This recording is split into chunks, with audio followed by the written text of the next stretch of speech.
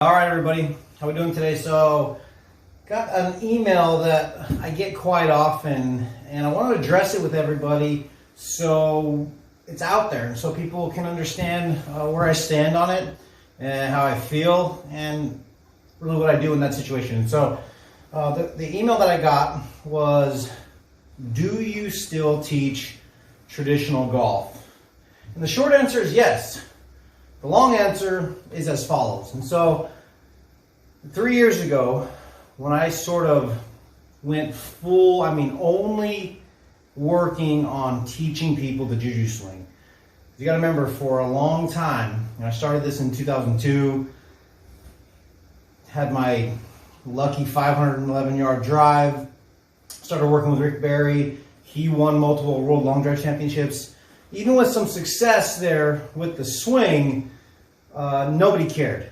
Nobody wanted to switch because it looked too weird for the golf world. And so most of my students were still traditional golf because nobody wanted to try the swing, even though they saw the success that it had brought myself and Rick. And I had started, I shot 63 different times over 7 months in Vegas and some pretty big cash games. And so there was a lot of proof of concept that it worked.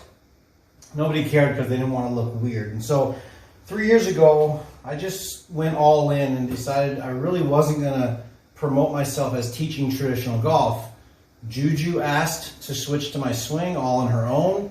She started winning a lot of events, 7 in a row last year to go to the World Championship, wins Player of the Year this year. She makes it look so elegant and easy and still has that power. And so more and more people the last few years have started converting. And so you're able to see a lot of my lessons, because now 90% of my lessons are the Juju swing, which is what I want and what I prefer. And so, but every once in a while I get an email or I get somebody who comes to see me or calls me and says, "Hey, I really like the way you teach. I like the way you talk about the golf swing. Would you help me with my traditional golf swing?" And I'm a teacher at heart. I want to help people get better at golf, regardless of whether it's the Juju swing or whether it's traditional golf. And so I'm never going to say, "No, I don't want to help you." But if given the opportunity and someone says, "Look, fix me regardless. How can you fix me? I want you to fix me however you want to fix me, Brad." I'm always going to go to the Juju swing because I believe it's a superior way to swing the golf club based on how it changed my life and my students' life and what it did for Rick and Juju and my cousin and all the people that are early on as well. And so if I ever post a student that's a traditional golf swing, I don't want you guys to think, "Oh, what's going on here?" I want you to understand that's what's happening. A really good buddy of mine who's become a good buddy of mine since we started working together in July, his name's Elias. He was about a 6.5 handicap. He had a really good swing, but he wasn't really sure even what he was doing. He was just naturally talented. He said, "Look, I don't want to go and convert and spend time to change." And I said, "I understand that." He goes, "But will you work with me?" I said, "Of course." And he's now a 1 handicap. And so I want to help everybody regardless. That's what I care about as an instructor. I want people's handicaps to come down. I want career low scores. But if given the choice, I will always promote the Juju swing first because it's so much simpler to do and easier to repeat, right? And so I just want to talk about some of the comparisons and the differences between the Juju swing and our golf swing. Jim Furyk, what he does, what Matthew Wolf does, even though it's very similar to what we do, it's not quite the same. David Ledbetter's A swing, we always get those comparisons. And so let's just kind of just run through it very quickly, kind of show what those are and how they differ, and then we go from there. And you guys will have a good week, hopefully. And so traditional golf, we've talked about this many times in my videos. You want to get to a position similar to this. You'll see Justin Thomas doing this before every shot. Ricky Fowler does this a lot, and everyone has their own kind of concept of what they want to do there. Some people want the toe perfectly straight up. Some people want it slightly closed. They maybe want to hit a draw, or some people want more extension. Some people want early hinge. So Ledbetter his A swing was very vertical here. The club head was outside the hands, right? And then he wanted to try to get it over to here. I never really totally understood exactly what they were trying to do when Lydia Ko was doing that. Unfortunately, it didn't work out. But we get a lot of those comparisons because people see the club head outside the hands, right, on the other side of right down the line. So they assume, oh, that's exactly what you do, Brad. And it couldn't be further from the truth because it's such a dramatic setting of the hands, right? From this angle here, you can see it's a dramatic setting of the hands to a very vertical position. And so it's actually the exact opposite. Same thing with Furyk. Furyk gets very, very steep, right? And then gets kind of stuck here and turns, right? But that super early set, right?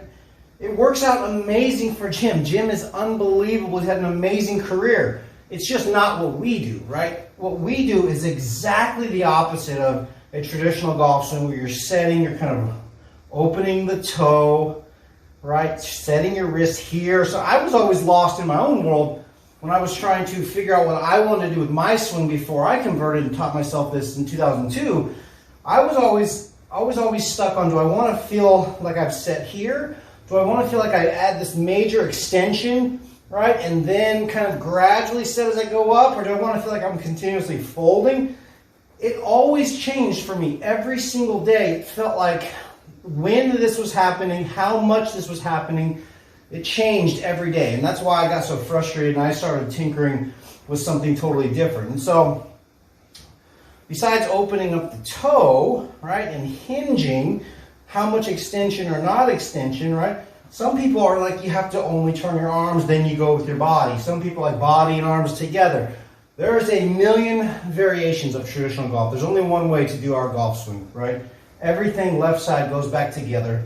Zero movement. There's zero manipulation of the hands or the club head going back. And so when people look at our golf swing and they see our step one here, they always assume that the club face is closed because in a traditional golf world, okay, in a traditional golf world, this would be very closed, right? Because if you set your hands and your club face was down like this, by the time you got back to the ball, you would be very shut. And when I first created this swing in 2002, when I was tinkering around like the old crankshaft car, like I've mentioned before, when I was tinkering around with this, when I first started, I thought, wow, this feels so good. It's such a full turn, but man, it really felt like the club face was closed. And what I discovered was, as I set my hands, the club face was always square. Essentially, I'm taking setup, and I'm just taking it to here, I'm taking it up to the top, and the club is always square for us. And so, you're going to hear a lot of misconceptions about our golf swing. One of them is that the club face is closed. It's actually always square because we're never changing our position at setup ever. And so, whether we're 1 foot on the backswing and then we come down, or whether we're all the way to step one and we come down, or whether we're all the way up to step two and we come down, the club is always square. That's why when I was doing shows and exhibitions, I would have people announce my shot for me in the middle of the backswing. I had no idea what they were going to say because I have so much time. We have so much time in our golf swing. I can hit from this spot up here. I can hit any shot in the golf world possible. I can hit a cut and come over the top, right? I can hit right in the back of the ball and hit it lower high. I can come way underneath and hit a big old push hook or pull hook, right? You have so much time, unlike with traditional golf, I always felt like I had to predetermine if I want to hit a draw or a fade because you have to predetermine your path going back because they're very tight, it's very stuck, right? It actually hurts me even doing that with my horrible back. And so that's why I prefer always pushing. If I'm given the choice by a student how to help them, I always want to help them with the Juju swing. Not because it's just what I teach, because I truly believe it's better, and it was better for me, it was better for Juju, and it's been better for students that have converted, not just because it's what I teach. Right? I swung traditional golf for a long time, 11 years of my life, from 10 to 21, and I struggled. I was a 1 handicap or so. I had shot in the 60s like one time, but I struggled with consistency. I had no clue what was going on at the top. And so this isn't just something that I push on people because, oh, I want you to do what I do. I truly believe in it because it changed my golf life.